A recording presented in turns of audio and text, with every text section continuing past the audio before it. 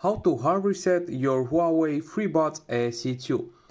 So first up, what we need to do, as you can see here, we have some sensors on the both sides, left and right.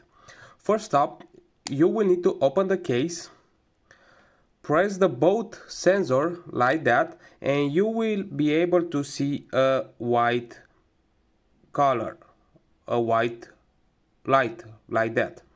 And after that it will be transferred onto the red. There we go. Well, that's it guys. Hope that this video will help you, and we will see in the next videos.